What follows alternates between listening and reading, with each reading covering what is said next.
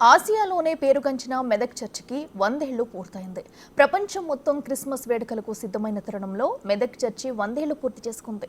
దేశంలోనూ రాష్ట్రంలోనూ ప్రఖ్యాతిగాంచిన Medak church Christmas వేడుకల కోసం ముస్తాబైంది. తెలంగాణకే తలమానికంగా వెలుగొందుతున్న కెథడ్రల్ చర్చిలో క్రిస్మస్ సంబరాలు మొదలయ్యాయి. ఆసియాలోనే రెండో అతిపెద్ద సుందరమైన చర్చిగా దీనికి గుర్తింపు ఉంది. మత సామరస్యానికి ప్రతీకగా నిలుస్తూ పవిత్ర ప్రార్థనా స్థలంగా పేరొందిన మెదక్ చర్చి 101వ వసంతంలోకి అడుగుపెడుతుంది.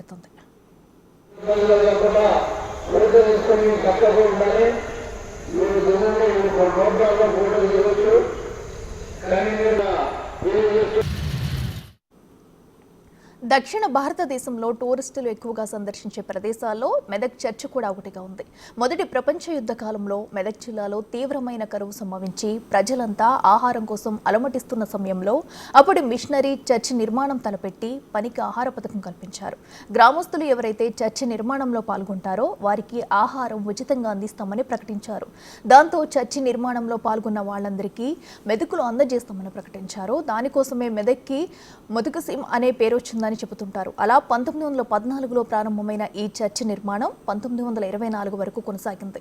1924 డిసెంబర్ 25న పవిత్రం చేశారు. అప్పటి నుంచి ఆసియా ఖండంలోనే రెండో అతిపెద్ద చర్చిగా పేరొందింది.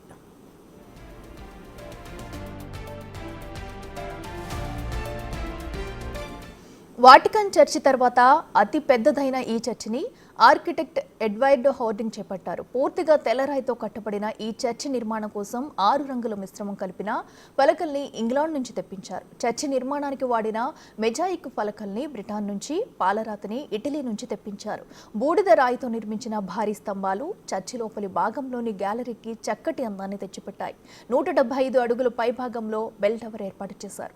చర్చిలో యేసుక్రీస్తుకు సంబంధించిన విభిన్న దృశ్యాలతో పాటు అన్ని వైపులా అమర్చిన రంగురంగుల అద్దాలు ప్రత్యేక ఆకర్షణగా చెప్పుకోవచ్చు. రంగుల కిటికీ అద్దాలపై రాసిన వ్యాఖ్యలు ఇంగ్లీష్, తెలుగు, హిందీ భాషల్లో కనిపిస్తాయి. ఉదయం పూట వచ్చే సూర్యకిరణాలతో చర్చి లోపలి భాగమంతా ప్రకాశవంతంగా ఉంటుంది.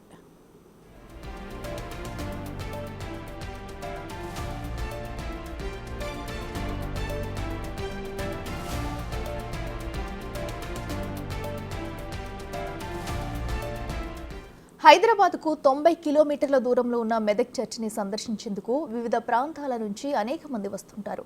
ఇక ఈసారి క్రిస్మస్ వేడుకలకు కూడా భారీ సంఖ్యలో క్రైస్తవులు హాజరవుతారని చెబుతున్నారు. కేవలం తెలంగాణ నుంచే కాదు, అనేక రాష్ట్రాల నుంచి క్రైస్తవులు వేలాదిగా తరలిరానున్నారు. ఈ ఏడాది 100 ఏళ్లు పూర్తవడంతో 3 రోజులుగా ప్రత్యేక ప్రార్థనలు చేపట్టారు. 14 నుంచి 1926 వరకు నిర్మించబడినది. 2024వ సంవత్సరానికి 100 సంవత్సరాల సెంటనరీ సెలబ్రేషన్స్ ఏర్పాటు చేయబడినవని మరి ప్రేమతో మీకు అందరికీ కూడా జ్ఞాపకం చేస్తూ ఉంటున్నాను. ఈ యొక్క మహాదేవాలయం యొక్క సెంటనరీ సెలబ్రేషన్స్ అన్నీ కూడా 23వ తారీఖున మరి జరపడం కొనసాగించబడతాయి, ఆరాధనలు జరుగుతాయని మీకు అందరికీ తెలియజేస్తూ ఉన్నాను. జైరాబాద్ మండల్ ఓటీబీ నుంచి వచ్చాం. ఇక్కడ జైరాబాద్ సైడ్ నుంచి ప్రతి సంవత్సరం ఇట్లా ఏమన్నా అనుకున్నవి జరిగినప్పుడు ఇక్కడ వచ్చి చర్చిని సందర్శిస్తాం. అట్లనే మా ఫ్యామిలీతో మా అక్క కొడుకు బర్త్డే ఉంది కాబట్టి బర్త్డే ఇక్కడ వాళ్ళు మొక్కుకున్నారు, ఇక్కడ చేసుకుందామని చెప్పేసి వచ్చినాం. ఇట్లా ప్రతి సంవత్సరం ఇంకా మా అన్న పెళ్ళి ఉంది 3వ తారీఖు, అప్పుడు మళ్ళీ రావాల్సి వస్తుంది. అయిపోయిన తర్వాత నెక్స్ట్ నా పెళ్ళి ఉంటుంది, అప్పుడు ఇట్లా ప్రతి సంవత్సరం ఇదే ఇక మాకు పెద్ద చర్చి ఇక్కడే వచ్చి ఇది చేసుకుంటాం. అంటే మేము ప్రతి సంవత్సరం ఇక్కడికి వస్తాము. మాది జైరాబాద్ ఓటీబీ గ్రామం. మా పిల్లల ప్రతి పుట్టినరోజు కానీ వాళ్ళకు ఏదన్నా ఉన్నా కానీ వచ్చి ఇక్కడ ప్రేయర్ చేయించుకొని చెందేసి కొంచెం సేపు ఉంచి కేక్ కట్ చేసుకొని అన్నీ మ్యారేజ్ అయినా కూడా ఏదైనా ఫస్ట్ ఇక్కడికి వచ్చేసి తర్వాత అక్కడికి వెళ్తాం ఇంటికి. ఎన్ని సంవత్సరాల నుంచి వస్తున్నారు? ఎన్ని సంవత్సరాలు అంటే మ్యారేజ్ అయినప్పటి నుంచి జూన్ 23 నుంచి ఇప్పటి వరకు కంటిన్యూగా వస్తూనే ఉన్నాం. మేము ఉండేది సికింద్రాబాద్ నుంచి వస్తున్నాము. ఫాస్ట్ 20-25 ఇయర్స్ నుంచి వస్తున్నాం మేము. ఇక్కడ చాలా అద్భుతాలు జరుగుతాయి. మనం కోరుకున్న కోరికలు ప్రభు అయిన యేసు మనకి ఆశీర్వాదకరంగా ఇస్తారు అన్నమాట. అయితే మా ఇంట్లో మేము చాలా బీద స్థితి నుంచి ఈ స్థితికి ఎదగడానికి దేవుడిది ఎంతో కృప మా మీద ఉన్నది కాబట్టి మేము థ్యాంక్స్ గివింగ్ చెప్పడానికి ఈ క్రిస్మస్ సీజన్కి వచ్చాము. నేను హైదరాబాద్ నుంచి వస్తాము. మేము యాక్చువల్లీ ప్రతి ఇయర్ వస్తాము.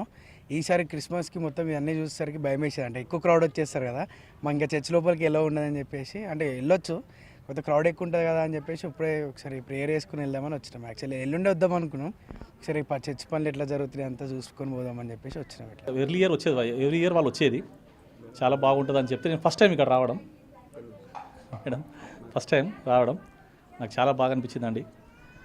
ఆసియన్ కంట్రీలోనే పెద్ద చర్చ్ అంటే ఇంతవరకు చూడలేదు, సిటీకి దగ్గర ఉన్న చూడలేదు, కానీ మంచిగా అనిపించిందండి.